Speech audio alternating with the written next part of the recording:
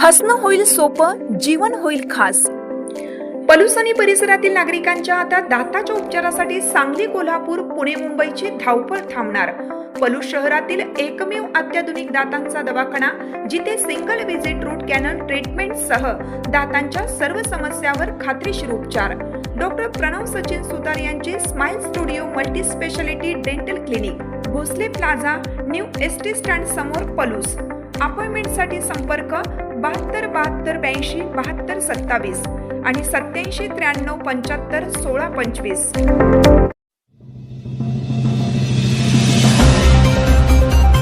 पलूस तालुक्यात निवडणूक चित्र स्पष्ट। पंचायत समितीच्या 8 जागांसाठी 22 तर जिल्हा परिषद 4 जागांसाठी 15 उमेदवार रिंगणात। पलूस तालुक्यातील पंचायत समिती व जिल्हा परिषद निवडणुकांचे चित्र आता स्पष्ट झालं असून अर्ज माघारीनंतर अंतिम उमेदवारांची संख्या निश्चित झाली आहे। दोन्ही निवडणुकांमध्ये मोठ्या प्रमाणात उमेदवारी अर्ज दाखल झाले होते, मात्र माघारीच्या टप्प्यात लक्षणीय गळती झाल्याचं चित्र दिसून आलं। जिल्हा परिषदेसाठी पलूस तालुक्यातील 4 जागांसाठी सुरुवातीला एकूण 58 उमेदवारांनी अर्ज दाखल केले होते। अर्ज छाननीनंतर व माघारीच्या कालावधीत 43 उमेदवारांनी अर्ज मागे घेतले। त्यामुळे आता 4 जागांसाठी 15 उमेदवार निवडणूक रिंगणात उरले आहेत। त्यामुळे जिल्हा परिषद निवडणुकीत प्रत्येक मतदारसंघात सरासरी 3 ते 4 उमेदवारांमध्ये लढत होणार आहे।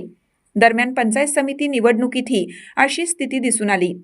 पंचायत समितीच्या एकूण 8 जागांसाठी तब्बल 91 उमेदवारांनी अर्ज दाखल केले होते, मात्र अंतिम टप्प्यात 69 उमेदवारांनी माघार घेतली। परिणामी आता 8 जागांसाठी 22 उमेदवार निवडणुकीच्या मैदानात उतरले आहेत।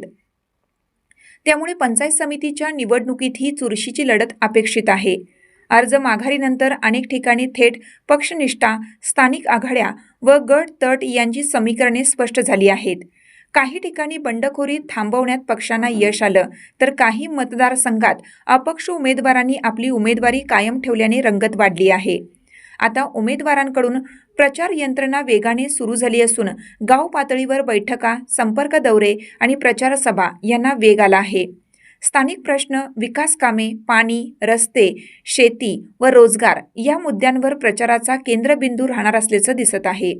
एकूणच पलूस तालुक्यातील जिल्हा परिषद व पंचायत समिती निवडणुकांमध्ये आता सरळ लढतीचं चित्र निर्माण झालं असून येणाऱ्या काळात प्रचाराचा जोर वाढणार आहे। मतदारसंघनिहाय राजकीय समीकरणे आणि स्थानिक नेतृत्वाची ताकद यावर निकालाची दिशा ठरणार आहे।